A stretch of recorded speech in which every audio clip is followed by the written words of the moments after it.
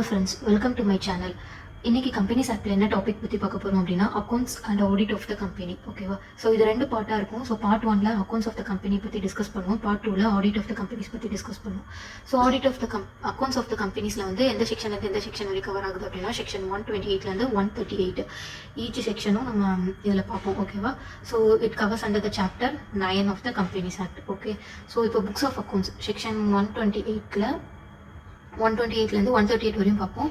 So first வந்து என்ன அப்படின்னா புக்ஸ் ஆஃப் அக்கௌண்ட்ஸ் அப்படின்னு சொல்லுவோம். ஸோ புக்ஸ் ஆஃப் அக்கௌண்ட்ஸில் என்னெல்லாம் இன்க்ளூட் ஆகுங்கிறது ஃபஸ்ட் நம்ம தெரிஞ்சுக்கணும். ஸோ என்னெல்லாம் இன்க்ளூட் ஆகும் அப்படின்னா நார்மலாக receipts and expenditures, sales and purchase of goods and services, assets and liabilities, items of cost. இந்த 4 ஐட்டம்ஸ் சேர்ந்ததை தான் நம்ம என்ன சொல்லுவோம், புக்ஸ் ஆஃப் அக்கௌண்ட்ஸ் அப்படின்னு சொல்லுவோம். ஓகேவா?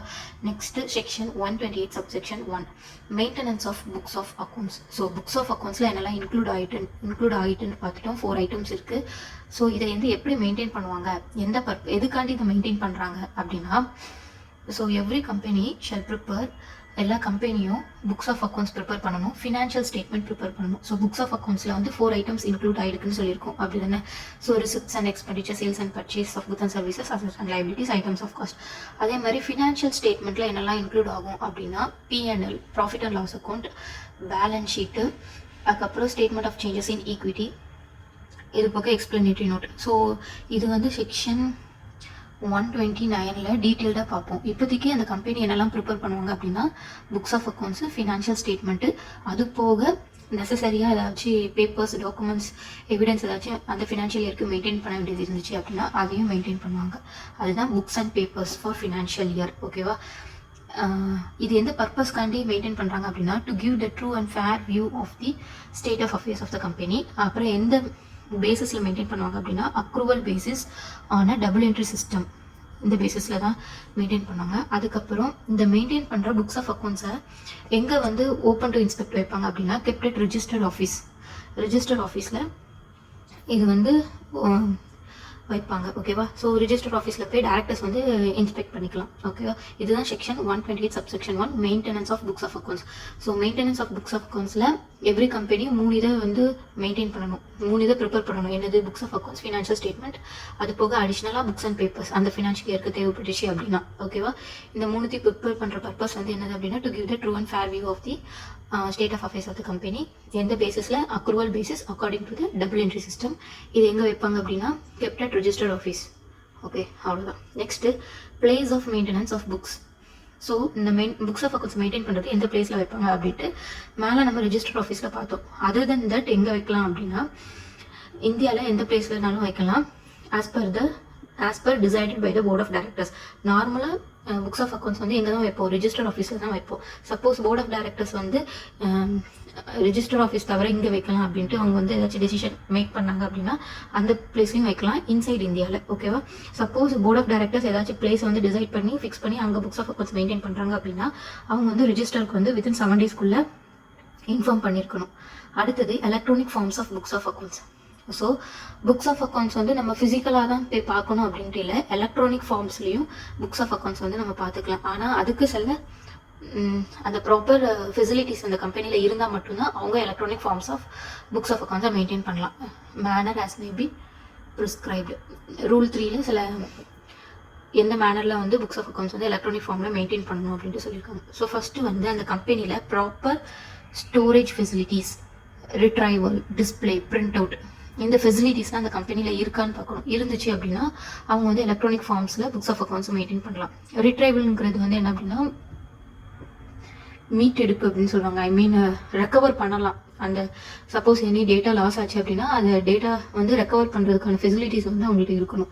So storage facilities, retrieval, proper display, proper print out, இந்த 4 ஃபெசிலிட்டிஸும் இருந்துச்சு அப்படின்னா you can maintain the books of accounts in electronic form. ரெண்டாவது, information shall be displayed in legible form. legible formங்கிறது வந்து என்னன்னா ஈஸிலி அண்டர்ஸ்டாண்டபிள் ஃபார்ம்ட்டு நீங்கள் எடுத்துக்கலாம். ஓகேவா? Easily understandable form, information shall be displayed in a legible form. அதுக்கப்புறம் backup facilities வந்து இருக்கணும். சப்போஸ் ஏதாவது டேட்டா வந்து மிஸ் ஆகிறதுக்கு வாய்ப்பு இருக்குது. ஸோ அந்த டைமில் வந்து பேக்கப் ஃபெசிலிட்டிஸ் வந்து இருக்கணும். ரெண்டாவது, the information from branch office shall remains unaltered in original format. அதுக்கப்புறம் பிரான்ச் ஆஃபீஸில் உள்ள இன்ஃபர்மேஷன்ஸ் வந்து நம்ம கேதர் பண்ணி வைக்கிறோம்ல, ஸோ அது வந்து இன்னும் அன்ஆல்டர்ட் இன் ஒரிஜினல் ஃபார்மேட்டில் தான் இருக்கணும். ஃபார்மேட்டில் வந்து அல்டர் பண்ணுற மாதிரி எதுவும் இருக்கக்கூடாது. ஸோ ஃபார்மேட் வந்து எப்படி இருக்கணும், அன்ஆல்டர்ட் ஒரிஜினல் ஃபார்மேட்டில் தான் இருக்கணும். அடுத்தது company shall intimate to the register on annual basis. So company வந்து அவங்க என்ன சர்வீஸ் ப்ரொவைட் பண்ணுறாங்க, என்ன க்ளவுட் அட்ரஸ் யூஸ் பண்ணுறாங்க அப்படிங்கிறத வந்து ரிஜிஸ்டருக்கு ஆனுவல் பேஸில் இன்ஃபார்ம் பண்ணியிருக்கணும்.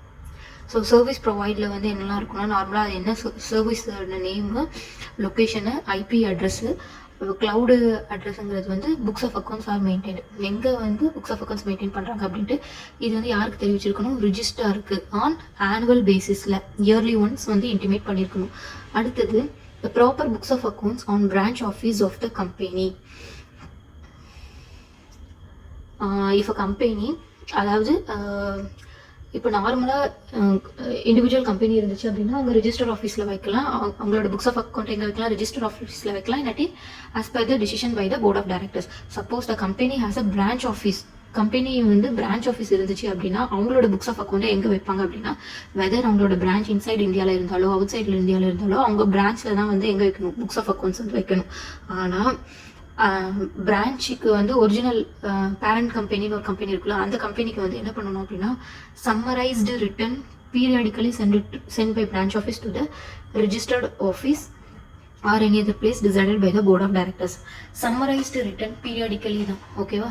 ஐ மீன் ஃபுல் புக்ஸ் ஆஃப் அக்கௌண்ட்ஸும் அப்படியே வந்து ரிஜிஸ்டருக்கு சென்ட் பண்ணணும் அப்படின்ட்டு இல்லை. அந்த புக்ஸ் ஆஃப் அக்கௌண்ட்ஸோட சம்மரைஸ்டு ஓவர் வியூ மாதிரி ஒரு சம்மரைஸ்டு ரிட்டன் வந்து பீரியாடிக்கல் பேசிஸில் யாருக்கு சென்ட் பண்ணணும், ரிஜிஸ்டர் ஆஃபீஸ் இன்னாட்டி போர்ட் ஆஃப் டைரக்டர்ஸ் எந்த பிளேஸ் டிசைட் பண்ணுறாங்களோ அந்த பிளேஸ்க்கு வந்து சென்ட் பண்ணியிருக்கணும். அப்புறம் person who can inspect books of அக்கௌண்ட்டை யார் இன்ஸ்பெக்ட் பண்ணுவாங்க அப்படின்னா, புக்ஸ் ஆஃப் அக்கௌண்ட்ஸ் வந்து இன்சைட் இந்தியாவில் வித்தின் இந்தியாவில் இருந்தாங்க அப்படின்னா open for inspection at register office or any other place directors in business hours. Inside இந்தியாவில் இருந்தாங்க அப்படின்னா புக்ஸ் ஆஃப் அக்கௌண்ட்ஸ் எங்கே வந்து புக்ஸ் ஆஃப் அக்கௌண்ட்ஸ் வச்சிருப்பாங்க, ரிஜிஸ்டர் ஆஃபீஸ் இல்லாட்டி any other place decided by the board of directors. அந்த பிளேஸில் போயிட்டு யார் இன்ஸ்பெக்ட் பண்ணலாம், டைரக்டர்ஸ் புக்ஸ் ஆஃப் அக்கௌண்ட்ஸை இன்ஸ்பெக்ட் பண்ணிக்கலாம். இதே அவுட் சைடு இந்தியாவில் அவங்களோட புக்ஸ் ஆஃப் அக்கௌண்ட்ஸ் இருந்துச்சு அப்படின்னா அதோட காப்பீஸ் வந்து இங்கே உள்ள ரிஜிஸ்டர் ஆஃபீஸில் வந்து மெயின்டைன் பண்ணுவாங்களா, ஸோ அதை வந்து டைரக்டர்ஸ் போய் இன்ஸ்பெக்ட் பண்ணிக்கலாம். ஸோ இந்த அவுட் சைடு இந்தியாவில் இருந்துச்சு அப்படின்னா சில கண்டிஷன்ஸ் இருக்குது. என்ன அப்படின்னா,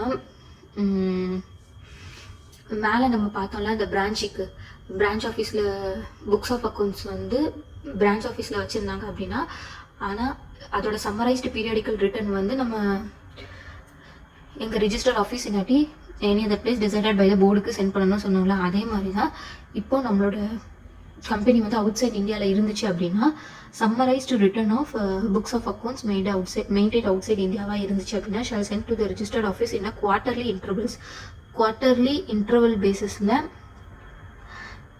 ரிஜிஸ்டர் ஆஃபீஸ்க்கு வந்து அந்த புக்ஸ் ஆஃப் அக்கௌண்ட்ஸ் வந்து சென்ட் பண்ணணும். புக்ஸ் ஆஃப் அக்கௌண்ட்ஸ் வந்து எங்கள் ரிஜிஸ்டர் ஆஃபீஸ் இல்லாட்டி எனி அதர் பிளேஸ் சென்ட் பண்ணால் டேரக்டர் வந்து அதை இன்ஸ்பெக்ட் பண்ணி பார்த்துக்கலாம்.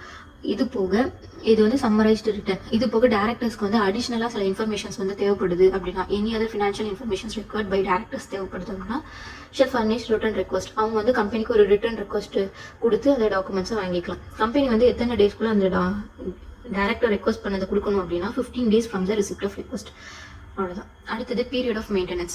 பீரியட் ஆஃப் மெயின்டெனன்ஸ்னால் எவ்வளோ இயர்ஸ் அந்த புக்ஸ் ஆஃப் அக்கௌண்ட்ஸை வந்து மெயின்டைன் பண்ணணும் அப்படின்னா 8 years of financial year of such immediately preceding financial year. Suppose company incorporate ஆகி 8 years கம்ப்ளீட் ஆகலை அப்படின்னா till from the date of incorporation to till the date வரையும் புக்ஸ் ஆஃப் அக்கௌண்ட்ஸ் வந்து maintain பண்ணணும். இன்னாட்டி சென்ட்ரல் கவர்மெண்ட் வந்து more தென் 8 yearsக்கு மேலே books of accounts வந்து பர்டிகுலராக மெயின்டைன் பண்ணணும் அப்படின்ட்டு ஆர்டர் போட்டிருந்தாங்க அப்படின்னா, as per the CG order போட்டிருந்தாங்க அப்படின்னா சிஜி எவ்வளோ நாள் மெயின்டைன் பண்ணணும் ஆர்டர் போட்டிருக்காங்களோ as long period books of அக்கௌண்ட்ஸை மெயின்டைன் பண்ணணும். லாஸ்ட் 128 வந்து என்ன அப்படின்னா, எந்த person responsible for maintenance and penalty. யார் வந்து ரெஸ்பான்சிபிள் அப்படின்னா managing director, whole time director, CFO chief financial officer. அடுத்தது any other persons charged by the board. இவங்க தான் வந்து responsible books of accounts maintain பண்ணுறதுக்கு. ஓகேவா? யார்? Managing director, whole time director, CEO or any other persons charged by the board. இவங்க தான் books of அக்கௌண்ட்ஸை ப்ராப்பராக மெயின்டைன் பண்ணணும். மெயின்டைன் பண்ண தவறிட்டாங்க அப்படின்னா ஃபைன் வந்து more than or equal to 50,000 to 5 lakh. So first நம்ம என்ன பார்த்தோம் அப்படின்னா செக்ஷன் 2 சப்செக்ஷன் 13ல புக்ஸ் ஆஃப் அக்கௌண்ட்ஸில் 4 ஐட்டம்ஸ் கவர் ஆகும். அடுத்தது maintenance of books of accounts, purpose of maintenance of என்ன பர்பஸ்க்காண்டி புக்ஸ் ஆஃப் அக்கௌண்ட்ஸ் மெயின்டைன் பண்ணுறோம், ட்ரூ அண்ட் ஃபேர் வியூ, அப்புறம் accrual basis and regulatory system, register ஆஃபீஸில் வைப்பாங்க. Place of maintenance of books of accounts எங்கே வைப்பாங்க, ரெஜிஸ்டர் ஆஃபீஸ் இல்லாட்டி any other place as per board of directors decision. Board of director decide பண்ணாங்க அப்படின்னா within 7 டேஸ்க்குள்ள அது ரெஜிஸ்டருக்கு இன்ஃபார்ம் பண்ணியிருக்கணும். எலக்ட்ரானிக் ஃபார்ம்லேயும் புக்ஸ் ஆஃப் அக்கௌண்ட்ஸ் மெயின்டைன் பண்ணலாம். மெயின்டைன் பண்ணுறதா இருந்தாங்க அப்படின்னா அந்த கம்பெனிக்கு ப்ராப்பர் ஃபெசிலிட்டிஸ் இருக்கா அப்படின்ட்டு பார்க்கணும். ஸோ ஃபஸ்ட்டு வந்து ஸ்டோரேஜ் பண்ணுறது, ரிட்ரைவல், அப்புறம் பிரிண்ட் அவுட்டு, டிஸ்பிளே, அப்புறம் இதில் இந்த ஃபெசிலிட்டிஸ் இருக்கான்னு பார்க்கணும். அதுக்கப்புறம் இன்ஃபர்மேஷன்ஸ் வந்து டிஸ்பிளேட் இன் லீஜிபிள் ஃபார்மில் இருக்கணும். அப்புறம் பிரான்ச் ஆஃபீஸில் உள்ள இன்ஃபர்மேஷன்ஸ் வந்து ஆல்டர் பண்ண முடியாமல் ஒரிஜினல் ஃபார்மேட்டில் வேணும். பேக்கப் ஃபெசிலிட்டிஸ் இருக்கணும். அப்புறம் கம்பெனி வந்து ஆனுவல் பேசிஸில் ரிஜிஸ்டாருக்கு இன்ஃபார்ம் பண்ணணும் எந்த சர்வீஸில் எந்த க்ளவுடில் மெயின்டைன் பண்ணுறாங்க அப்படின்ட்டு. பிரான்ச் ஆஃபீஸர்ஸ் இருந்துச்சுன்னா அவங்களோட புக்ஸ் ஆஃப் அக்கௌண்ட்ஸ் எங்கே வைக்கணும், inside India outside India இருந்தாலுமே பிரான்ச் ஆஃபீஸில் புக்ஸ் ஆஃப் அக்கௌண்ட்ஸ் மெயின்டைன் பண்ணிக்கலாம். ஆனால் அதோட சம்மரைஸ்டு பீரியடிக்கல் ரிட்டர்ன் வந்து ரிஜிஸ்டர் ஆஃபீஸ்க்கோ any other place decided by the போர்டுக்கும் சென்ட் பண்ணணும். பர்சன் யார் இன்ஸ்பெக்ட் பண்ணுவாங்க அப்படின்னா இன்சைட் இந்தியாவில் இருந்துச்சு அப்படின்னா ரிஜிஸ்டர் ஆஃபீஸ் இல்லாட்டி any other place where the board of directors decide அங்கே புக்ஸ் ஆஃப் அக்கௌண்ட்ஸ் வச்சுருப்பாங்க. ஸோ அதை டேரக்டர்ஸ் போய் இன்ஸ்பெக்ட் பண்ணிக்கலாம். இது அவுட் சைடு இந்தியாவாக இருந்துச்சு அப்படின்னா காப்பீஸ் வந்து ரிஜிஸ்டர் ஆஃபீஸில் வச்சுருப்பாங்க. ஸோ அதை போய் இன்ஸ்பெக்ட் பண்ணிக்கலாம். அவுட் சைடு இந்தியாவில் புக்ஸ் ஆஃப் அக்கௌண்ட்ஸ் இருந்துச்சு அப்படின்னா சம்மரைஸ்டு ரிட்டன் வந்து குவார்ட்டர்லி பேசிஸில் வந்து ரிஜிஸ்டர் ஆஃபீஸ்க்கு சென்ட் பண்ணணும். ஸோ அதை போய் டேரக்டர்ஸ் வந்து இன்ஸ்பெக்ட் பண்ணி பார்த்துக்கலாம். சப்போஸ் இது போக அடிஷ்னல் இன்ஃபர்மேஷன் டேரக்டர்ஸ்க்கு தேவைப்பட்டுச்சு அப்படின்னா ரிட்டன் ரெக்வஸ்ட் வந்து கம்பெனிக்கு மேக் பண்ணி அந்த இன்ஃபர்மேஷன்ஸ் வாங்கிக்கலாம். கம்பெனிக்கு ரிட்டன் ரெக்வஸ்ட் சென்ட் பண்ணி கம்பெனி வித்தின் 15 டேஸ்க்குள்ளே அவங்களுக்கு என்ன டீட்டெயில்ஸ் வந்து கேட்டாங்களோ அந்த டீட்டெயில்ஸ் ப்ரொவைட் பண்ணியிருக்கணும். அடுத்தது பீரியட் ஆஃப் மெயின்டெனன்ஸ் எவ்வளோ நாள் வந்து மெயின்டைன் பண்ணணும் அப்படின்னா 8 financial year from such immediately preceding financial year. So இதுக்கு குறையா சப்போஸ் கம்பெனி இன்கார்பரேட் ஆகி 8 இயர்ஸே இன்னும் கம்ப்ளீட் ஆகலை அப்படின்னா from the date of incorporation to till date வரைக்கும் எவ்வளோ இயர்ஸ் இருக்கோ அது வரைக்கும் புக்ஸ் ஆஃப் அக்கௌண்ட்ஸ் வந்து மேண்டேட்டரியாக மெயின்டைன் பண்ணணும்.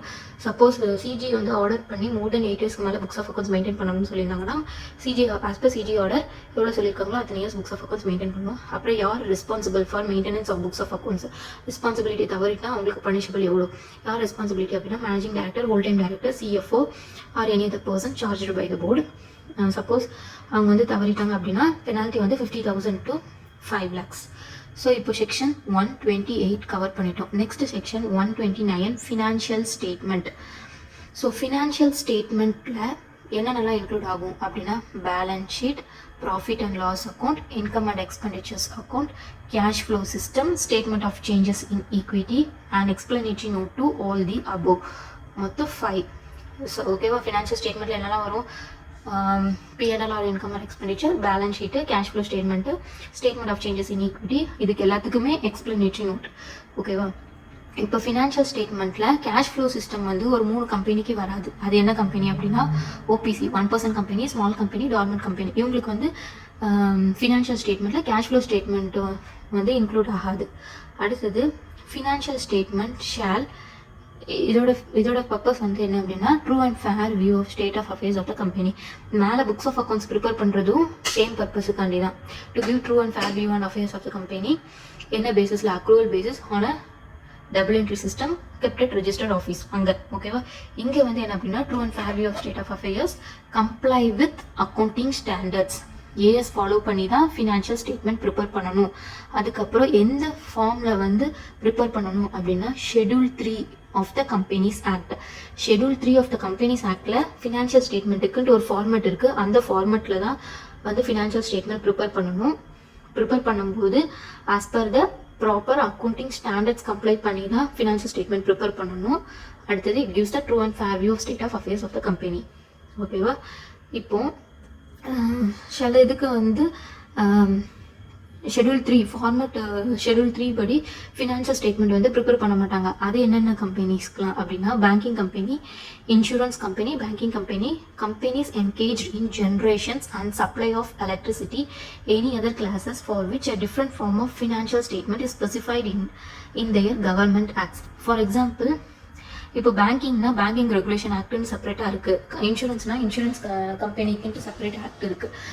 ஸோ இதே மாதிரி எந்தெந்த கம்பெனிக்கெலாம் செப்பரேட் ஆக்ட் இருக்கோ அதெல்லாம் அந்த ஆக்டில் என்ன ப்ரொசீஜர் சொல்லியிருக்காங்களோ அதுபடி தான் ஃபினான்ஷியல் ஸ்டேட்மெண்ட் வந்து ப்ரிப்பேர் பண்ணுவாங்க. அதர் தென் திஸ் எல்லாருமே எந்த ஃபார்மில் வந்து ஃபினான்ஷியல் ஸ்டேட்மெண்ட் ப்ரிப்பேர் பண்ணணும்னா ஆஸ் பர் ஷெட்யூல் 3 படி தான் ப்ரிப்பேர் பண்ணணும். அதுக்கேற்ற அக்கௌண்டிங் ஸ்டாண்டர்டை கம்ப்ளை பண்ணி தான் வந்து ஃபினான்ஷியல் ஸ்டேட்மெண்ட் ப்ரிப்பேர் பண்ணணும். ஓகேவா? அப்புறம் ப்ரிப்பேர் பண்ண ஃபினான்ஷியல் ஸ்டேட்மெண்ட்டை எங்கே வைக்கணும் அப்படின்னா எவ்ரி ஏஜிஎம் மீட்டிங்கில் போர்ட் ஆஃப் டைரக்டர்ஸ் வந்து ஃபினான்ஷியல் ஸ்டேட்மெண்ட் வந்து ப்ளேஸ் பண்ணிடுவாங்க. ஐ மீன் எல்லா ஃபினான்ஷியல் ஆனுவல் ஜெனரல் மீட்டிங்கில் books of account financial statement வந்து போர்ட் ஆஃப் டைரக்டர்ஸ் வந்து ப்ளேஸ் பண்ணி வைப்பாங்க. ஓகேவா? அதை வந்து இன்ஸ்பெக்ட் பண்ணி பார்க்கலாம், அது காப்பீஸ் எடுத்துக்கலாம், மெம்பர்ஸ் வந்து காப்பீஸ் எடுத்துக்கலாம், அதெல்லாம் பின்னாடி பார்க்கலாம். Next consolidated financial statement. Consolidated financial statement அப்படின்னா என்ன அப்படின்னா, ஒரு company more then 1 or more subsidiary company associated company இருந்துச்சு அப்படின்னா அவங்க வந்து ஃபினான்ஷியல் ஸ்டேட்மெண்ட்டுக்கு அடிஷ்னலாக எதை ப்ரிப்பேர் பண்ணணும் அப்படின்னா consolidated financial statement of the subsidiary company, associate company, joint venture company. ஓகேவா? இந்த கம்பெனிக்கெலாம் கன்சாலிடேட் ஃபினான்ஷியல் ஸ்டேட்மெண்ட்டும் அடிஷ்னலாக மேக் பண்ணணும். நார்மலாக உள்ள கம்பெனி வந்து நார்மல் ஃபினான்ஷியல் ஸ்டேட்மெண்ட் படி as per accounting standards in form schedule 3 of the companies act படி ப்ரிப்பேர் பண்ண போதும். ஆனால் இது போக கம்பெனிக்கு வந்து அடிஷ்னலாக சப்சிடரி அசோசியேட்டட் கம்பெனி இருந்துச்சு அப்படின்னா அவங்க கன்சாலிடேட் ஃபினான்ஷியல் ஸ்டேட்மெண்ட்டும் அடிஷ்னலாக ப்ரிப்பேர் பண்ணணும். ஓகேவா? As per the proper accounting standards படி தான். அடுத்தது மேலே சொன்ன அதே தான். நார்மல் ஃபினான்ஷியல் ஸ்டேட்மெண்ட் எப்படி பண்ணுவோம்? As per accounting standard and comply இந்த ஷெட்யூல் வந்து ஷெட்யூல் 3 அதேபடி தான் கன்சாலிடேட்டட் ஃபினான்ஷியல் ஸ்டேட்மெண்ட்டை ப்ரிப்பேர் பண்ணணும். இந்த கன்சாலிடேட்டட் ஃபினான்ஷியல் ஸ்டேட்மெண்ட் வந்து எப்போ ப்ரிப்பேர் பண்ண வேண்டாம் அப்படின்னா ஒரு 3 இதில் எக்ஸாம்ஷன்ஸ் இருக்குது. என்ன எக்ஸாம்ஷன்ஸ் அப்படின்னா the wholly owned or partly owned subsidiary company இருக்குல்ல, அதில் உள்ள எல்லா மெம்பர்ஸும் all the members in such company have intimated in writing and proof of delivery that do not object not presenting CFS, அதாவது கன்சாலிடேட்டட் ஃபினான்ஷியல் ஸ்டேட்மெண்ட். அந்த only owned subsidiary கம்பெனியோ இல்லாட்டி partially owned subsidiary கம்பெனியில் உள்ள எல்லா மெம்பர்ஸுமே இன்டிமேஷன் இன் ரைட்டிங் எழுதி கொடுக்காங்க. ஐ மீன் consolidate financial statement வேண்டாம் அப்படின்ட்டு சொன்னாங்க அப்படின்னா தென் அந்த கேஸில் வந்து கன்சாலிடேட் ஃபினான்ஷியல் ஸ்டேட்மெண்ட் ப்ரிப்பேர் பண்ண வேண்டாம். ரெண்டாவது, companies whose securities are not listed or not in process of listing, லிஸ்ட்டும் பண்ணல, லிஸ்டிங்கான ஸ்டெப்ஸும் எடுக்கலை, லிஸ்டிங்கான ப்ராசஸும் இல்லை அப்படின்னா எங்கே in stock exchange inside or outside India அப்படின்னா அது exemption from preparation financial statement. அதுக்கப்புறம் என் companies ultimate holding or intermediary holding with files consolidate financial statement with the register as per the accounting standards. So அந்த டைமில் வந்து company வந்து consolidate financial statement prepare பண்ண வேண்டாம். ஓகேவா? அடுத்தது preparation adoptions audit of financial statement of holding company mutatis and mutandis after making a necessary charges applies to consolidate financial statement. So normal financial statement எப்படி நீங்கள் prepare பண்ணுறீங்களோ அதுக்கான எல்லா procedures தான் கன்சாலிடேட் ஃபினான்ஷியல் ஸ்டேட்மெண்ட்டும் பண்ணணும். அடுத்தது deviation from accounting standards. So financial statement எப்படி ப்ரிப்பேர் பண்ணணும் as per the proper accounting standard. அதுக்கப்புறம் in form schedule 3 of the companies act. Suppose நீங்கள் வந்து அக்கௌண்டிங் ஸ்டாண்டர்ட்ஸ் வந்து எடுக்கிறதுக்கு வந்து தப்பாக எடுத்துட்டீங்களா, ப்ராப்பர் அக்கௌண்டிங் ஸ்டாண்டர்ட்ஸ் எடுக்கல அப்படின்னா த டீவியேஷன் ஃப்ரம் அக்கௌண்டிங் ஸ்டாண்டர்ட்ஸ், அந்த அக்கௌண்டிங் ஸ்டாண்டர்ட்ஸ் ஏன் எடுக்கல, அப்புறம் ரீசன் ஃபார் டீவியேஷன், அந்த டீவியேஷன் எடுத்ததுக்கான ரீசன், அந்த டீவியேஷனால வந்து எஃபெக்ட், இந்த 3த்தையுமே ஃபினான்ஷியல் ஸ்டேட்மெண்ட்டோட டிஸ்கஸ் பண்ணணும். ஓகேவா? So deviation from accounting standard, reason for deviation, அப்புறம் எஃபெக்ட்ஸ் ஆஃப் சச் டீவியேஷன்ஸ். அடுத்தது exemptions. Exemption by central government for public interest under section 129 subsection 6. Central government on its own or application exempt any company from complying the sections with rules complying the sections and rules thereunder. ஓகேவா? இப்போ இவ்வளோ தூரம் நம்ம பார்த்த செக்ஷன்ஸ்லாம் வந்து central government வந்து may give the exempt to the company வந்து நெசசரியாக வந்து இப்போ ஹோல்டிங் கம்பெனி சப்சிடரி கம்பெனி இருந்துச்சுன்னா கன்சாலிடேட்டட் ஃபினான்ஷியல் ஸ்டேட்மெண்ட் ப்ரிப்பேர் பண்ணி தான் ஆகணும். ஆனால் சென்ட்ரல் கவர்மெண்ட் வந்து ப்ரிப்பேர் பண்ண வேண்டாம் அப்படின்ட்டு சொன்னாங்க அப்படின்னா he may be relax of that act. Okay, அதான். அடுத்தது கான்ட்ராவென்ஷன்ஸ் அண்டர் செக்ஷன் 129 சப்செக்ஷன் 7. ஸோ மேலே வந்து நம்ம புக்ஸ் ஆஃப் அக்கௌண்ட்ஸ்க்கு வந்து மெயின்டைன் பண்ணுறதுக்கு ரெஸ்பான்சிபிலிட்டி யாரெல்லாம் பார்த்தோம்? Managing director, whole time director and CEO or any other persons பார்த்தோம். சப்போஸ் அவங்க ஃபெயில் ஆகிட்டாங்க, ப்ராப்பராக மெயின்டைன் பண்ணுறதுக்கு ஃபெயில் ஆகிட்டாங்க அப்படின்னா பெனால்ட்டி 50,000 to 5 lakh பார்த்தோம். சேம் ப்ரொவிஷன் தான் இங்கேயும் அப்ளிகபிள் ஆகும். ஸோ கம்பெனிஸில் வந்து managing director, whole time director, CEO இருந்துச்சு அப்படின்னா அவங்க தான் ரெஸ்பான்சிபிள் ஃபார் கான்ட்ராவென்சஸ். அவங்க இல்லை அப்படின்னா எல்லா டேரக்டர் ரெஸ்பான்சிபிள். ஆனால் இங்கே ஃபைன் அமௌண்ட் வந்து 25,000 to 5 lakh or both. Imprisonment வந்து 1 year. அடுத்தது periodical financial result section 129A. Central government may request few unlisted companies prepare financial statement, obtain approval of a board of directors, complete audit or time review, file a copy with the registrar within 30 days of the completions. Central government வந்து சில unlisted companies வந்து என்ன பண்ணுவாங்க அப்படின்னா, unlisted கம்பெனியை financial statement prepare பண்ணி board of directors approval பண்ணி ப்ராப்பராக ஆடிட் பண்ணிட்டீங்க அப்படின்னா வித்தின் 30 daysக்குள்ளே ரெஜிஸ்டாருக்கு ஃபைல் பண்ணுங்க அப்படின்ட்டு சொல்லுவாங்க. இது வந்து செக்ஷன் 129A வந்து சொல்லியிருக்கு. இந்த பீரியாடிக்கல் ஃபினான்ஷியல் ரிசல்ட். ஓகேவா, அவ்வளோ இம்பார்ட்டன்ட் இல்லை, பட் தெரிஞ்சுக்கோங்க. அடுத்தது செக்ஷன் 133 வந்து என்ன சொல்லியிருக்காங்க அப்படின்னா, central government to prescribe accounting standards. So financial ஸ்டேட்மெண்ட்டில் ஆஸ் பர் அக்கௌண்டிங் ஸ்டாண்டர்ட் படி தான் ப்ரிப்பேர் பண்ணணும் அப்படின்ட்டு சொல்லியிருக்காங்க. ஆனால் இந்த அக்கௌண்டிங் ஸ்டாண்டர்டை யார் வந்து ப்ரிஸ்கிரைப் பண்ணுவாங்க அப்படின்னா, சென்ட்ரல் கவர்மெண்ட் ப்ரிஸ்கிரைப் பண்ணுவாங்க அப்படின்ட்டு செக்ஷன் 133 வந்து சொல்லியிருக்கு. ஆனால் சென்ட்ரல் கவர்மெண்ட் டேரெக்டாக அவங்களே ஓனாக வந்து ரிசர்ச் பண்ணி அக்கௌண்டிங் ஸ்டாண்டர்ட் வந்து ப்ரிஸ்கிரைப் பண்ண மாட்டாங்க. ஸோ அவங்களுக்கு சில ரெக்கமெண்டேஷன் வரும். அந்த ரெக்கமெண்டேஷன் வச்சு தான் அவங்க வந்து ப்ரிஸ்கிரைப் பண்ணுவாங்க. ஸோ ஃபஸ்ட்டு யார் ரெக்கமெண்ட் பண்ணுவாங்க அப்படின்னா NFRA, national financial reporting authority. ரெண்டாவது யார் பண்ணுவாங்க அப்படின்னா ICA, institute of chartered accountant. அதை வச்சு தான் சென்ட்ரல் கவர்மெண்ட் ப்ரிஸ்கிரைப் பண்ணுவாங்க. ஸோ இது ஃபர்ஸ்ட் ஸ்டெப். செகண்ட் ஸ்டெப், தேர்டாக தான் யார் central government to prescribe accounting standard. அடுத்தது section 134 financial statement and board report. Important section. ஓகேவா, டீட்டெயில்டாக பார்க்கலாம். ஸோ ஃபினான்ஷியல் ஸ்டேட்மெண்ட் வந்து என்னெல்லாம் இன்க்ளூட் ஆகுன்ட்டு 5 items பார்த்தோம். அது ப்ரிப்பேர் பண்ணதுக்கப்புறம் ஃபஸ்ட்டு யார்கிட்ட அப்ரூவல் வாங்கணும், போர்டுகிட்ட அப்ரூவல் வாங்கணும். அப்ரூவல் வாங்கினதுக்கப்புறம் சைன் பண்ணுவாங்க. யார் சைன் பண்ணுவாங்க அப்படின்னா, chairpersons authorised by the board or 2 director. At least 1 shall be the managing director and CEO, CFO, CS. இவங்க தான் வந்து சைன் பண்ணுவாங்க. இன்கேஸ் ஆஃப் 1% கம்பெனியாக இருந்துச்சுன்னா அந்த ஒரு டேரக்டர் சைன் பண்ணுவாங்க. ஃபினான்ஷியல் ஸ்டேட்மெண்ட் ப்ரிப்பேர் பண்ணதுக்கப்புறம் போர்டு அப்ரூவ் பண்ணதுக்கப்புறம் இந்த பர்சன்ஸ் எல்லாம் சைன் பண்ணணும்.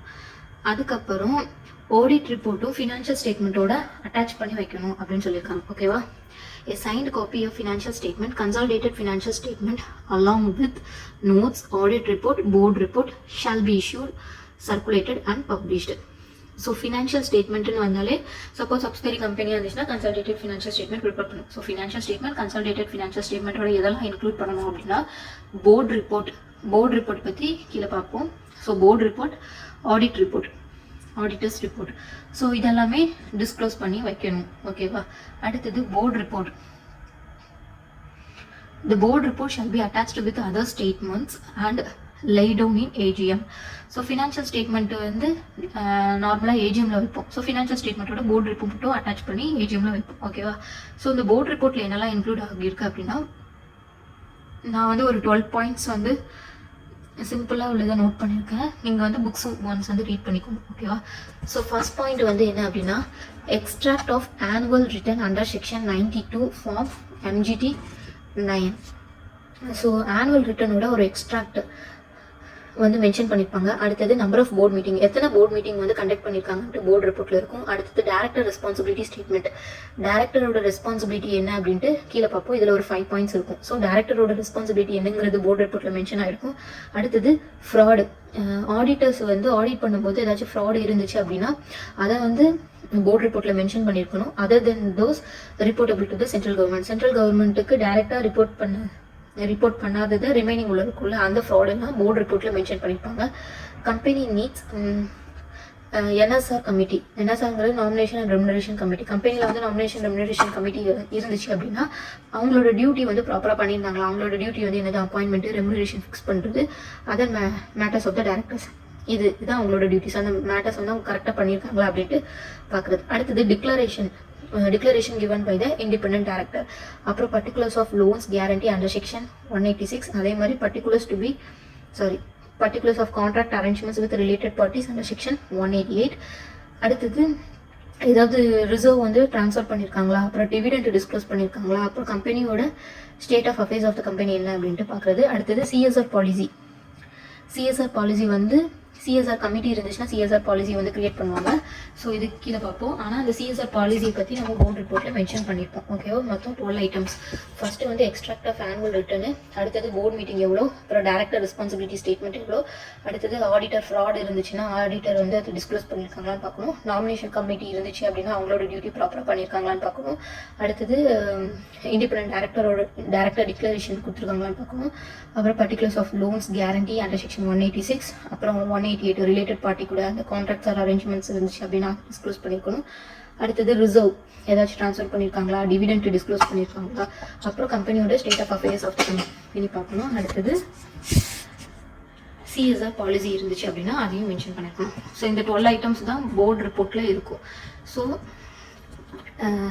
சப்போஸ் 1% கம்பெனியாக இருந்துச்சு அப்படின்னா இவ்வளோ டீட்டெயில்ஸ் வந்து அதில் இருக்காது. ஸோ அதில் என்னெல்லாம் இன்க்ளூட் ஆகும் அப்படின்னா explanation and comments by the board on qualifications, adverse remarks, disclaimer made by the auditor in his report.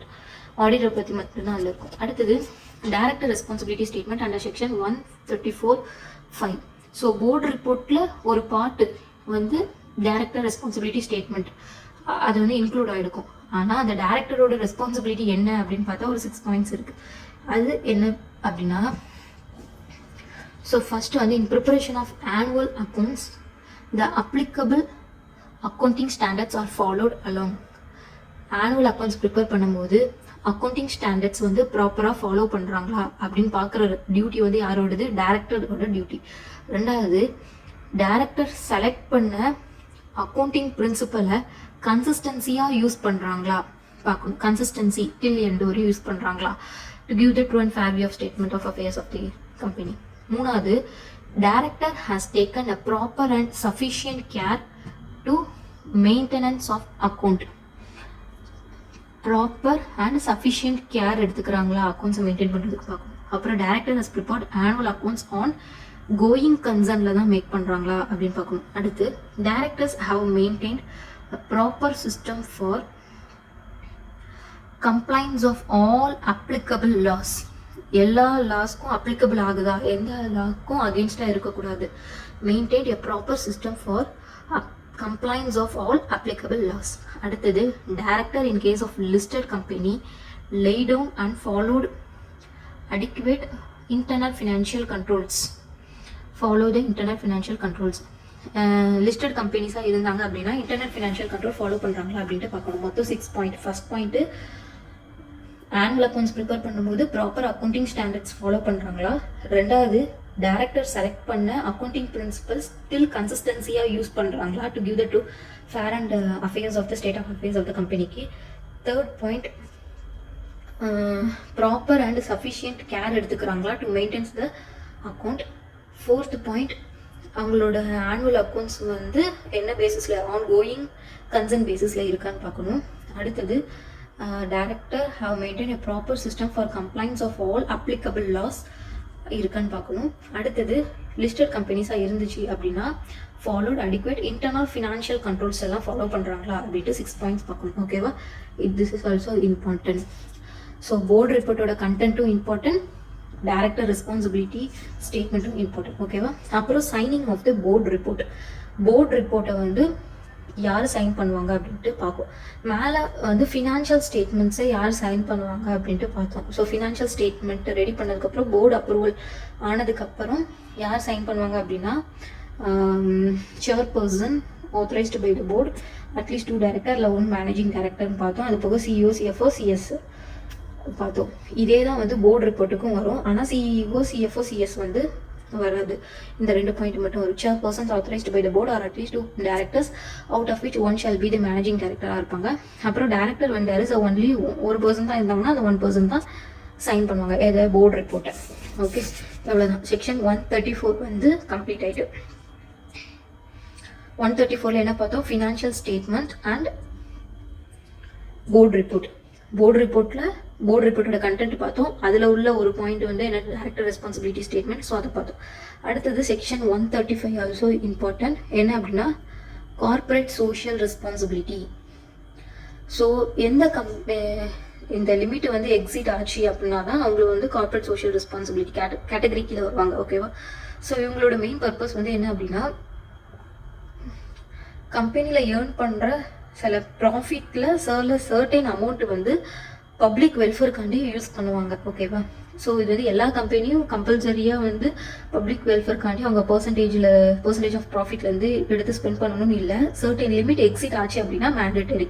அது எந்தெந்த கம்பெனிக்கெலாம் அப்ளிகபிள் ஆகுனா, எவ்ரி கம்பெனி, எல்லா கம்பெனியும் அவங்களோட நெட்வொர்த் வந்து more than or equal to 500 crore, turnover more than or equal to 1000 crore, net profit more than or equal to 5 crore. இந்த 3 conditions வந்து சர்டிஃபைட் ஆச்சு அப்படின்னா அவங்க கார்ப்பரேட் சோஷியல் ரெஸ்பான்சிபிலிட்டி கீழே வருவாங்க. அந்த கம்பெனியில் உள்ள சில ஆவரேஜ் நெட் ப்ராஃபிட் வந்து எதுக்கு யூஸ் பண்ணுவாங்கன்னா பீப்புளோட வெல்ஃபேர்க்காண்டி யூஸ் பண்ணுவாங்க. ஓகே, இந்த லிமிட் வந்து எந்த இயரில் பார்க்கணும்னா during the immediately preceding financial year is required to இது எக்ஸிட் ஆச்சு அப்படின்னா சிஎஸ்ஆர் கமிட்டி ஃபார்ம் பண்ணி சிஎஸ்ஆர் பாலிசி வந்து ஃபார்முலேட் பண்ணுவாங்க.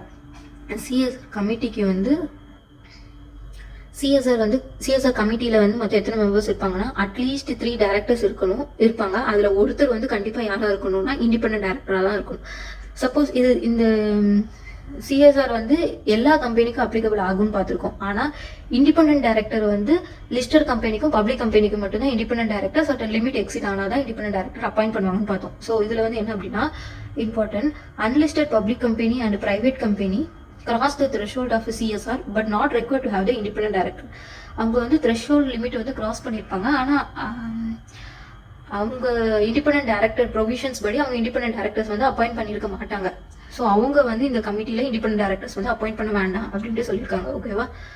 அடுத்தது சிஎஸ்ஆர் கமிட்டி வந்து என்ன பண்ணுவாங்க அப்படின்னா formulate and recommend the board CSR policy. So CSR கமிட்டியோட டியூட்டி வந்து என்ன அப்படின்னா சிஎஸ்ஆர் பாலிசியை வந்து யாருக்கு ரெக்கமெண்ட் பண்ணுவாங்க, போர்டுக்கு ரெக்கமெண்ட் பண்ணுவாங்க. இந்த சிஎஸ்ஆர் பாலிசியை வந்து போர்டுக்கு ரெக்கமெண்ட் பண்ணுவாங்க. அந்த பாலிசியில் நாங்கள் என்ன ஆக்டிவிட்டீஸ் பண்ண போகிறோம் அப்படின்ட்டு மென்ஷன் பண்ணியிருப்பாங்க. அது ஆஸ் பர் ஷெட்யூல் 7 படி தான் இருக்கணும், அதுக்கு அகெயின்ஸ்டாக இருக்கக்கூடாது. அதுக்கப்புறம் எவ்வளோ அமௌண்ட் தேவைப்படுதுன்ட்டு இன்ஃபார்ம் பண்ணுவாங்க. அடுத்தது சிஎஸ்ஆர் பாலிசி, அவங்க மேக் பண்ண சிஎஸ்ஆர் பாலிசி வந்து ப்ராப்பராக மானிட்டர் பண்ணுவாங்க ஃப்ரம் டைம் டு டைம். யார் பண்ணிட்டு இருப்பாங்க? சிஎஸ்ஆர் கமிட்டி வந்து என்ன பண்ணுவாங்க, ஃபர்ஸ்ட் சிஎஸ்ஆர் பாலிசி வந்து ஃபார்முலேட் பண்ணி போர்டுக்கு ரெக்கமெண்ட் பண்ணுவாங்க. which shall indicate the activities to be undertaken by the company. Company என்ன ஆக்டிவிட்டி வந்து இந்த சிஎஸ்ஆர் பாலிசி மூலமா பண்ண போகுது as per specified in schedule 7. ஓகேவா? அதுக்கு அகேன்ஸ்டாக இருக்கக்கூடாது. அதுக்கப்புறம் சிஎஸ்ஆர் கமிட்டி வந்து மானிட்டர் பண்ணிக்கணும் ஆன் டைம் டு டைம். அடுத்தது the board of the company after recommendation was made. CSR committee வந்து இந்த சிஎஸ்ஆர் பாலிசி ரெக்கமெண்டேஷன் மேட் பண்ணக்கப்புறம் போர்டு வந்து என்ன பண்ணும் அப்படின்னா அந்த பாலிசியை அப்ரூவ் பண்ணணும். ஒன்று அப்ரூவ் பண்ணணும், இல்லாட்டி ரிஜெக்ட் பண்ணும். அப்ரூவ் பண்ணிட்டு அப்படின்னா and disclose the content in the report and place it on the company's website. So board ரிப்போர்ட்டில் அதை டிஸ்க்ளோஸ் பண்ணிவிட்டு கம்பெனி வெப்சைட்லையும் வந்து ரிலீஸ் பண்ணிடணும். அடுத்தது ensure the activities are undertaken by the company. Company undertake பண்ண ஆக்டிவிட்டிஸ் வந்து ப்ராப்பராக பண்ணிட்டு தான் இருக்காங்களா அப்படின்ட்டு ஒரு வாட்டி என்ஷூர் பண்ணிக்கணும். யார்? போர்டு என்ஷூர் பண்ணிக்கணும். அடுத்தது எவ்வளோ பர்சன்டேஜ் ஸ்பெண்ட் பண்ணுவாங்க அப்படின்னா spend at least 2% of the average net profit of the last 3 financial year. Last 3 financial உள்ள ஆவரேஜ் நெட் ப்ராஃபிட்ல 2% எடுத்துக்கணும். இந்த ஆவரேஜ் நெட் ப்ராஃபிட் வந்து net profit as per section 198 படி நெட் ப்ராஃபிட் நம்ம கால்குலேட் பண்ணிப்போம்ல, அதில் 2% of average net profit of the last 3 financial year. அடுத்தது இந்த அமௌண்ட் வந்து அந்த சிஎஸ்ஆர் பாலிசிக்காண்டி ஸ்பெண்ட் பண்ணணும். அப்புறம் if the company failed to spend such amount, the board in its report specified the reason for not spending. Suppose இந்த CSR committee வந்து இத்தனை பர்சன்டேஜ்ன்ட்டு CSR பாலிசிக்குன்ட்டு ஒதுக்கி வச்சுருப்பாங்க. ஸோ அதை வந்து ஸ்பெண்ட் பண்ணலை அப்படின்னா எந்த பர்பஸ்க்காண்டி ஸ்பெண்ட் பண்ணலை அப்படின்ட்டு போர்டு வந்து அவங்களோட ரிப்போர்ட்டில் மென்ஷன் பண்ணியிருக்கணும். இந்த அன்ஸ்பெண்ட் அமௌண்ட் ஆஃப் சிஎஸ்ஆர் வந்து 2ஆக ஸ்பிளிட் ஆகுது. ஒன்று வந்து கோயிங் ப்ராஜெக்ட்டுக்கு வந்து அந்த சர்டன் பர்சன்டேஜ் வந்து யூஸ் பண்ணல அப்படின்னா என்னன்னு பார்க்கணும். அடுத்தது அதர் தென் தட் கோயிங் ப்ராஜெக்ட்டுக்கு யூஸ் பண்ணலை அப்படின்னா அந்த அமௌண்ட் என்ன பண்ணணும் அப்படின்ட்டு 2ஆக இருக்குது. ஸோ ஃபஸ்ட்டு வந்து நம்ம கோயிங் ப்ராஜெக்ட்டுக்கு பார்த்துக்கலாம். கோயிங் ப்ராஜெக்ட்டுக்கு அந்த சர்டன் லிமிட் அந்த 2% of average net profit of last 3 financial year நம்ம வந்து சர்டன் அமௌண்ட் வந்து எடுத்து வச்சிருப்போம். அந்த அமௌண்ட்டை கோயிங் ப்ராஜெக்ட்டுக்கு நம்ம யூஸ் பண்ணலை அப்படின்னா அதை எங்கே ட்ரான்ஸ்ஃபர் பண்ணுவாங்க அப்படின்னா, ட்ரான்ஸ்ஃபர் டு அன்ஸ்பெண்ட் சிஎஸ்ஆர் அக்கௌண்ட்டுக்கு within 30 days from the date of financial இயருக்கு ட்ரான்ஸ்ஃபர் பண்ணிடணும். ட்ரான்ஸ்ஃபர் பண்ணதுக்கப்புறம் அந்த ஃபண்டை வந்து நெக்ஸ்ட் எதுக்கு யூஸ் பண்ணுவாங்க அப்படின்னா, shall be used for the purpose of ongoing project during the next 3 years. Next 3 yearsக்கு அந்த ஆன்கோயிங் ப்ராஜெக்ட்டுக்காண்டி அந்த ஃபண்டை வந்து எடுத்துப்பாங்க. அதையும் அவங்க வந்து பண்ணலை அப்படின்னா ஃபர்தராக வித்தின் 30 daysக்குள்ள அந்த ஃபண்டை எங்கே ட்ரான்ஸ்ஃபர் பண்ணிடுவாங்க அப்படின்னா, ஃபண்ட் ஸ்பெசிஃபைட் இன் ஷெட்யூல் 7 கீழே வந்து அந்த ஃபண்டை ட்ரான்ஸ்ஃபர் பண்ணிடுவாங்க within 30 days from the end of the 3rd financial year. ஓகேவா? அந்த 3 yearsம் ஃபர்தராக வந்து கோயிங் ப்ராஜெக்ட் யூஸ் பண்ணல அப்படின்னா ஸ்பெசிஃபைடு ஷெட்யூல் 7க்கு வந்து ட்ரான்ஸ்ஃபர் பண்ணிப்பாங்க 30 daysக்குள்ள. எதுலேருந்து அப்படின்னா end of this 3 years. Suppose going project தவிர அந்த ஃபண்ட் வந்து யூஸ் ஆகலை அப்படின்னா டேரெக்டாக வந்து specified in schedule 7 within 6 months from the end of the financial year. ஓகேவா? அதுதான். ஸோ சிஎஸ்ஆரோட ஃபஸ்ட் ஒரு ஓவர்வியூ பார்த்துக்கலாம். ஸோ சிஎஸ்ஆரோட மெயின் பர்பஸ் வந்து என்ன அப்படின்னா, certain percentage of net profit வந்து ஜென்ரல் பப்ளிக் வெல்ஃபேர்க்காண்டி யூஸ் பண்ணுவாங்க. என்ன கம்பெனி, அது வந்து எல்லா கம்பெனிக்கும் அப்ளிகபிள் ஆகாது. சர்டன் லிமிட் வந்து எக்ஸிட் ஆச்சு அப்படின்னா அவங்க மேண்டட்டரியாக சிஎஸ்ஆர் கீழே வருவாங்க. ஸோ அந்த லிமிட் வந்து என்ன அப்படின்னா, நெட்ஒர்த் வந்து more than or equal to 500 crore, turnover more than or equal to 1000 crore, net profit வந்து more than or equal to 5 crore. இந்த லிமிட்டுக்கு மேலே எக்ஸிட் ஆச்சு அப்படின்னா அவங்க சிஎஸ்ஆர் கீழே வருவாங்க. ஸோ சிஎஸ்ஆர் கமிட்டி ஃபார்ம் பண்ணி சிஎஸ்ஆர் பாலிசி எக்ஸிக்யூட் பண்ணுவாங்க. ஸோ கமிட்டியில் அட்லீஸ்ட் 3 directors இருப்பாங்க. அதில் ஒருத்தர் இண்டிபெண்டன்ட் டைரக்டர் இருப்பாங்க. இது அன்லிஸ்டட் பப்ளிக் ஆர் பிரைவேட் கம்பெனியாக இருந்துச்சு அப்படின்னா அவங்களுக்கு வந்து இண்டிபெண்டன்ட் டைரக்டர் வந்து not eligible to appoint. Independent director appoint பண்ணணும்னு அவசியமே இல்லை. ஸோ அந்த டைமில் அவங்க இந்த கமிட்டிக்குள்ளே இண்டிபெண்டன்ட் டைரக்டர் அப்பாயிண்ட் பண்ணணும்னு அவசியம் இல்லை. ஓகேவா? அடுத்தது சிஎஸ்ஆர் கமிட்டி வந்து என்ன பண்ணுவாங்க அப்படின்னா, சிஎஸ்ஆர் பாலிசியை கிரியேட் பண்ணிவிட்டு அதை போர்டுக்கு ரெக்கமெண்ட் பண்ணுவாங்க. இந்தந்த ஆக்டிவிட்டீஸ்லாம் கம்பெனி செய்ய போகுது as per specified in schedule 7 படி அப்படின்ட்டு போர்டுக்கு ரெக்கமெண்ட் பண்ணுவாங்க. ஃபர்தராக அந்த பாலிசிக்கு எவ்வளோ எக்ஸ்பெண்டிச்சர்ஸ் ஆகும்ட்டு மென்ஷன் பண்ணுவாங்க. அடுத்தது அந்த பாலிசியை வந்து மானிட்டர் பண்ணுவாங்க ஃப்ரம் டைம் டு டைம். அடுத்தது போர்டோட ரெஸ்பான்சிபிலிட்டி என்ன அப்படின்னா, சிஎஸ்ஆர் கமிட்டி கிரியேட் பண்ண பாலிசியை அப்ரூவ் பண்ணிவிட்டு அதை போர்டு ரிப்போர்ட்டோட அட்டாச் பண்ணுவாங்க. ஆஃப்டர் தட் அதை வெப்சைட்லேயும் ரிலீஸ் பண்ணுவாங்க. அப்புறம் என்ஷூர் பண்ணிப்பாங்க அந்த ஆக்டிவிட்டீஸ் வந்து கம்பெனி பண்ணிட்டு தான் இருக்காங்களா அப்படின்ட்டு. எவ்வளோ பர்சன்டேஜ் வந்து கொடுப்பாங்க அப்படின்னா, at least 2% of the average net profit of the last 3 financial year கொடுப்பாங்க. அந்த நெட் ப்ராஃபிட் வந்து அந்த செக்ஷன் 198 கீழே கேல்குலேட் பண்ணுவாங்க. சப்போஸ் இவங்க வந்து செப்பரேட் பண்ணி வச்சிருக்க அந்த சர்டன் பர்சன்டேஜ் வந்து கோயிங் பர்சன்டேஜ் வந்து சிஎஸ்ஆர்க்காண்டி யூஸ் பண்ணலை அப்படின்னா அது 2 types கொடுப்பாங்க. ஒன்று வந்து கோயிங் ப்ராஜெக்ட்காண்டி யூஸ் பண்ணல அப்படின்னா அந்த ஃபண்டை என்ன பண்ணுவாங்க, இன்னொன்று அதர் தென் கோயிங் ப்ராஜெக்ட்டுக்கு தவிர அந்த ஃபண்டு வந்து யூஸ் பண்ணலன்னா என்ன பண்ணுவாங்க அப்படின்ட்டு. ஸோ ஃபஸ்ட்டு வந்து கோயிங் ப்ராஜெக்ட் கீழே அந்த ஃபண்டு வந்து யூஸ் பண்ணாமல் வச்சுருந்தாங்க அப்படின்னா சிஎஸ்ஆர் ஃபண்டுக்கு கீழே அன்ஸ்பெண்ட் சிஎஸ்ஆர் அக்கௌண்ட்டு கீழே அந்த ஃபண்டை வந்து ட்ரான்ஸ்ஃபர் பண்ணிடுவாங்க வித்தின் 30 daysக்குள்ளே. அதுக்கப்புறம் அந்த ஃபண்டை ஃபர்தராக எதுக்கு யூஸ் பண்ணுவாங்க அப்படின்னா, கோயிங் ப்ராஜெக்ட்டுக்காண்டி தான் நெக்ஸ்ட் 3 financial year யூஸ் பண்ணுவாங்க. அதுலேயும் வந்து அதை யூஸ் பண்ணல அப்படின்னா டேரெக்டாக எங்கே அந்த ஃபண்டை ட்ரான்ஸ்ஃபர் பண்ணுவாங்க அப்படின்னா, fund specified in schedule 7 within 30 days from the end of the 3rd financial year. இதே அதர் தென் கோயிங்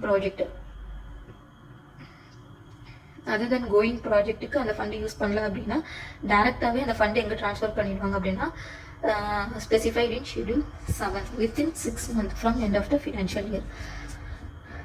அடுத்தது செக்ஷன் 136. ஸோ 136 வந்து என்ன அப்படின்னா, rights of member to copies of audited financial statement.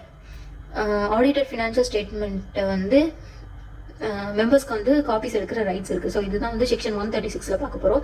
இதை காப்பீஸ் ஆஃப் ஃபினான்ஷியல் ஸ்டேட்மெண்ட்டில் வந்து consolidated financial statement, audit report R any other annexures required by the law laid down in general meeting shall be sent to எல்லா மெம்பர்ஸ்க்கும், அப்புறம் every trustee of the debenture ஹோல்டர்ஸ்க்கு, every other member entitled to company. So இந்த copies of the audit report, consolidated financial statement அது போக அது ஏதாவது அனெக்ஷஸ் இருந்துச்சு அப்படின்னா இந்த ஸ்டேட்மெண்ட் எல்லாம் காப்பீஸ் எடுத்து யாருக்கு சென்ட் பண்ணுவாங்க, every members of the company, அப்புறம் trustee of the debenture holder, இது போக அதர் மெம்பர்ஸ் தேவைப்பட்டாங்க அப்படின்னா அவங்களுக்கும். The copies of the above shall be sent எத்தனை நாளைக்குள்ளே சென்ட் பண்ணணும் அப்படின்னா 21 days பிஃபோர் த மீட்டிங்குள்ளே சென்ட் பண்ணணும். சப்போஸ் 21 daysக்கு கீழே டைம் லிமிட் இருந்துச்சு அப்படின்னா 95% ஆஃப் தி ஓட்டிங் வந்து அக்ரீஸ் பண்ணியிருக்கணும் ஷேர் ஹோல்டர்ஸ். அப்போனா லெஸ் தென் 21 daysக்கு கீழே அந்த காப்பீஸ் எல்லாமே ஷேர் பண்ணலாம் அந்த ரெக்வர்ட் பர்சனுக்கு. இதே செக்ஷன் 8 இருந்துச்சு அப்படின்னா அந்த 21 days கிடையாது, 14 days. ஓகேவா? அப்புறம் company shall allow all members and trustee it is inspect the audited financial statement at registered office during the financial years. So copies எல்லாம் இந்த ரெக்வர்ட் பர்சனுக்கு வந்து சென்ட் பண்ணிடணும் 21 daysக்கு பிஃபோர். அது போக இந்த மெம்பர்ஸ் எல்லாம் ரிஜிஸ்டர் ஆஃபீஸில் போய் டைரெக்டாக பிஸ்னஸ் ஹவுஸில் போய் இன்ஸ்பெக்ட் பண்ணி பார்த்துக்கலாம். அதுதான்.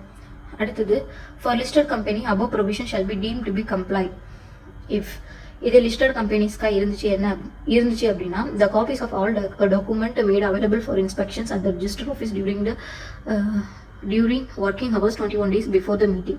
The statement containing the key features of the document sent to the above may send a financial statement to by listed company. Public company இருந்துச்சு அப்படின்னா நெட்வொர்க் வந்து 1 crore, turnover 10 crore மேலே இருந்தால் தான் இந்த காப்பீஸ் வந்து மெம்பர்ஸ்க்கு சென்ட் பண்ண முடியும். இதே லிஸ்டட் கம்பெனிஸாக இருந்துச்சுன்னா எந்த லிமிட்டுமே கிடையாது ஃபினான்ஷியல் ஸ்டேட்மெண்ட் சென்ட் பண்ணுறதுக்கு. எலக்ட்ரானிக் மோடாக சென்ட் பண்ணுறது இருந்துச்சு அப்படின்னா ஷேர் ஹோல்டர்ஸ் வந்து டிமேட் அக்கௌண்ட் வச்சிருந்தாங்க அப்படின்னா டிமேட் அக்கௌண்ட் இல்லைனாலுமே அவங்க ரிட்டர்ன் கன்சென்ட்ல வந்து எலக்ட்ரானிக் மோடில் சென்ட் பண்ணுங்க அப்படின்னு சொல்லியிருந்தாங்க அப்படின்னா எலக்ட்ரானிக் மோடில் சென்ட் பண்ணலாம். அப்புறம் dispatch of physical copies in all other cases. அதுக்கப்புறம் சப்சிடரி கம்பெனி இருந்துச்சு அப்படின்னா the place of the separate audited financial statement of the subsidiary company on its website provide a copies of subsidiary financial statement shareholder of the company who ask for it. Company வந்து subsidiary கம்பெனியாக இருந்துச்சு அப்படின்னா கம்பெனியோட வெப்சைட்டில் வந்து subsidiary financial ஸ்டேட்மெண்ட்டை வந்து issue பண்ணுவாங்க. அது போக ஷேர் ஹோல்டர்ஸ் வந்து காப்பீஸ் கேட்டிருந்தாங்கன்னா காப்பீஸும் கொடுப்பாங்க. இதே வந்து ஃபாரின் சப்சிடரி கம்பெனியாக இருந்துச்சு அப்படின்னா அதில் வந்து ஃபாரின் கம்பெனியில் வந்து ஆடிட் பண்ணுறது கம்பல்சரியாக இல்லை அப்படின்னா அந்த அன்ஆடிட்டட் ஃபினான்ஷியல் ஸ்டேட்மெண்ட்டும் கம்பெனி வெப்சைட்டில் வந்து இஷ்யூ பண்ணலாம். அது போக மெம்பர்ஸ் காப்பீஸ் கேட்டாலும் காப்பீஸ் மேக் பண்ணிக்கலாம். இதுவே அது அதர் லாங்குவேஜாக இருந்துச்சு அப்படின்னா இங்கிலீஷ் லாங்குவேஜில் நம்ம கன்வெர்ட் பண்ணி இஷ்யூ பண்ணலாம். ஓகேவா? ஸோ 136 வந்து rights of members to copies of audited financial statement. Audited financial ஸ்டேட்மெண்ட்டை காப்பீஸ் எடுத்துக்கிற ரைட்ஸ் வந்து மெம்பர்ஸ்க்கு இருக்கு. அதான் காப்பீஸ் ஆஃப் த என்னெல்லாம் financial statement, consolidated financial statement, audited report, அது போக எனி அதர் அனெக்ஷன்ஸ் இதெல்லாம் வந்து காப்பீஸ் எடுத்து யாருக்கு சென்ட் பண்ணலாம்? To every members of the company, trustee of the debenture holder, அது போக any other person entitled to company. இவங்களுக்கு தான் காப்பீஸ் மேக் பண்ணி வித்தின் 21 daysக்குள்ள அவங்களுக்கு வந்து வித்தின் 21 days பிஃபோர் மீட்டிங் முன்னாடி அவங்களுக்கு காப்பீஸ் எல்லாம் கொடுத்துருக்கணும். அந்த 21 days வந்து 21 daysக்கு லெஸ் ஆகக்கூடாது. சப்போஸ் லெஸ் ஆச்சு அப்படின்னா 95% ஆஃப் த ஷேர் ஹோல்டர்ஸோட ஓட்டிங் மூலியமா அக்ரி பண்ணியிருக்கணும். Okay, less than 21 days before மீட்டிங்னாலும் ஓகே அப்படின்ட்டு ஷேர் ஹோல்டர்ஸ் வந்து அப்ரூவ் பண்ணியிருந்தாங்க அப்படின்னா வேலிடு. இதே செக்ஷன் 8 கம்பெனிஸாக இருந்துச்சுன்னா 21 days கிடையாது, 8 days தான் ஆகும். ஓகேவா? அது போக லிஸ்டட் கம்பெனிஸ்க்கும் சேம் ப்ரொவிஷன் தான். அப்புறம் இந்த ஃபினான்ஷியல் ஸ்டேட்மெண்ட்லாம் யாருக்கு சேர்ந்த ஃபினான்ஷியல் ஸ்டேட்மெண்ட் பை யாருக்கு சென்ட் பண்ணுவாங்க அப்படின்னா every listed company financial statement send பண்ணலாம். இது பப்ளிக் சென்ட் பண்ணுறதா இருந்துச்சுன்னா லிமிட் இருக்குது. டேர்ன் ஓவர் வந்து 10 crore மேலே எக்ஸிட் ஆகிருக்கணும். நெட்வொர்த் வந்து 1 crore மேலே எக்ஸிட் ஆச்சு அப்படின்னா சென்ட் ஃபினான்ஷியல் ஸ்டேட்மெண்ட் பண்ணலாம். எலக்ட்ரானிக் மோட்லேயும் சென்ட் பண்ணலாம். பண்ணுறதா இருந்தால் ஷேர் ஹோல்டர்ஸ் அவங்களோட ஷேர்ஸ் டிமேட் அக்கௌண்ட்டில் வச்சிருக்கணும். டிமேட் அக்கௌண்ட்டில் இல்லைனாலுமே ரிட்டர்ன் கன்சென்ட் மூலியமாக தெரிவிச்சிருந்தாங்க அப்படின்னா எலக்ட்ரானிக் மோடில் இஷ்யூ பண்ணலாம். அப்புறம் சப்சிடரி கம்பெனியாக இருந்துச்சு அப்படின்னா கம்பெனி வெப்சைட்டில் வந்து ஆடிட்டட் சப்சிடரி ஃபினான்ஷியல் ஸ்டேட்மெண்ட் வந்து வெப்சைட்டில் ரிலீஸ் பண்ணிடணும். அது போக காப்பீஸ் வந்து மெம்பர்ஸோ யாராச்சும் கேட்டிருந்தாங்க, ஷேர் ஹோல்டர்ஸ் யாராச்சும் கேட்டிருந்தாங்க அப்படின்னா அவங்களுக்கு இஷ்யூ பண்ணலாம். இதே வந்து ஃபாரின் சப்சிடரி கம்பெனிஸாக இருந்துச்சு, ஃபாரினில் வந்து ஆடிட் பண்ணுறது வந்து மேண்டேட்டரியாக இல்லை அப்படின்னா அந்த அன்ஆடிட்டட் ஃபினான்ஷியல் ஸ்டேட்மெண்ட்டும் கம்பெனி வெப்சைட்டில் இஷ்யூ பண்ணலாம். இதே அதர் லாங்குவேஜில் இருந்துச்சுன்னா அது இங்கிலீஷ் லாங்குவேஜில் கன்வெர்ட் பண்ணி இஷ்யூ பண்ணலாம். அடுத்தது, copies of financial statement to be filed with the registrar. So financial statement இருக்குல்ல, ஸோ அதை வந்து யாருக்கு ஃபைல் பண்ணணும்? ரிஜிஸ்ட்ராருக்கு வந்து ஃபைல் பண்ணணும். ஆனுவல் ஜென்ரல் மீட்டிங்கில் ஃபைல் பண்ணணும். as per section 137 subsection 1. எதெல்லாம் ஃபைல் பண்ணணும் அப்படின்னா copies of the financial statement, consolidated financial statement and other documents to be presented. Other டாக்குமெண்ட்ஸ்லாம் என்னெல்லாம் வரும்? Audit report, board report and notes, இதுதான் வரும். ஓகேவா? சப்போஸ் இது வந்து ரெண்டாக பிரியும். ஒன்று வந்து கம்பெனி வந்து ப்ராப்பராக ஆனுவல் ஜென்ரல் மீட்டிங் சொன்ன டேட்டில் வச்சுட்டாங்க அப்படின்னா அதுலேருந்து வித்தின் 30 daysக்குள்ளே ரிஜிஸ்ட்ராருக்கு வந்து ஃபைல் பண்ணியிருக்கணும்.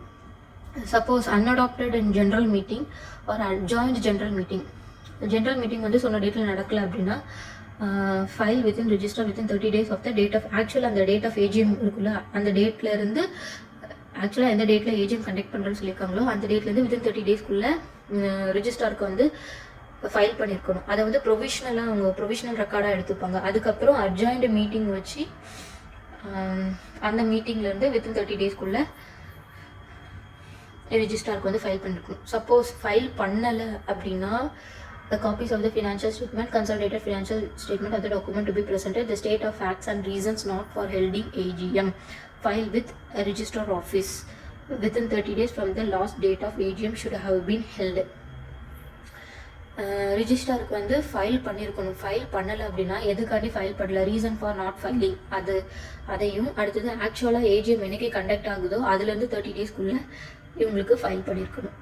ஓகே, அடுத்தது 1% கம்பெனியாக இருந்துச்சுன்னா இந்த financial statement adopted by its members and other document ரிஜிஸ்டருக்கு வந்து 180 daysக்குள்ளே ஃபைல் பண்ணியிருக்கணும்.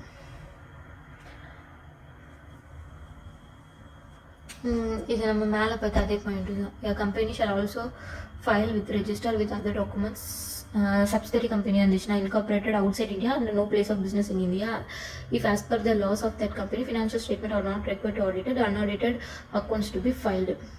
ஓகே, கம்பெனி வந்து கம்பெனிக்கு சப்சிடரி கம்பெனி இருந்துச்சு அப்படின்னா அது அவுட் சைடு இல்லை இன்கார்பரேட் ஆகி no place of business in இந்தியாவில் இருந்து out side as per out சைடில் அந்த கம்பெனிக்கு வந்து ஆடிட் பண்ணுறது வந்து மேண்டேட்டரியாக இல்லை அப்படின்னா அந்த அன்ஆடிட்டட் ஃபினான்ஷியல் ஸ்டேட்மெண்ட்டும் ரெஜிஸ்டருக்கு வந்து நம்ம என்ன பண்ணியிருக்கணும், ஃபைல் பண்ணியிருக்கணும். அடுத்தது last section 138 internal audit.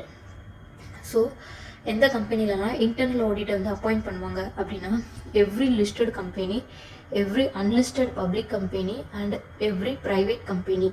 Unlisted public companyக்கு 4 points இருக்குது. ஒன்று வந்து paid up capital more than or equal to 50 crore, turnover more than or equal to 200 crore, outstanding loans or borrowings from banks and public financial institutions more than 100 crore, more than தான் equal கிடையாது. outstanding deposits 25 crore. இந்த limit எல்லாம் exit ஆச்சு அப்படின்னா அவங்க வந்து internal audit appoint பண்ணுவாங்க கம்பெனியில். ஓகேவா? ஸோ எவ்ரி ப்ரைவேட் கம்பெனியில் என்ன அப்படின்னா இதில் வந்து இந்த 2 பாயிண்ட் அப்படியே வரும். Turnover more than or equal to 200 crore, outstanding loans or borrowings from banks or financial institutions 100 crore. இந்த லிமிட் எக்ஸிட் ஆச்சு அப்படின்னா இன்டர்னல் ஆடிட் அப்பாயிண்ட் பண்ணுவாங்க. So every listed company, every unlisted public company and every private company. So public கம்பெனியில் 4 point வரும், அதில் 2 point தான் private கம்பெனிக்கு அப்படியே வரும். என்னன்னா turn over more than or equal to 200 crore, outstanding loans or borrowings from banks or public financial institutions more than 100 crore. 2 point அப்படியே வரும். இதில் வந்து public paid up share capital வந்து அடிஷ்னலாக more than or equal to 50 crore வரும். outstanding deposit வந்து more than or equal to 25 crore. அடுத்தது இந்த இன்டர்னல் ஆடிட் அந்த செக்ஷன் 138 கீழே அப்பாயிண்ட் பண்ணுறது வந்து எதுலேருந்து எஃபெக்டிவ் இருந்ததுன்னா 1st of April 2014. அதுக்கு முன்னாடி கம்பெனி வந்து எக்ஸிஸ்டன்ஸாக இருந்துச்சு அப்படின்னா இந்த ஆக்ட் வந்ததுக்கப்புறம் வித்தின் 6 monthக்குள்ளே அவங்க வந்து இதை இம்ப்ளிமெண்ட் பண்ணியிருக்கணும்.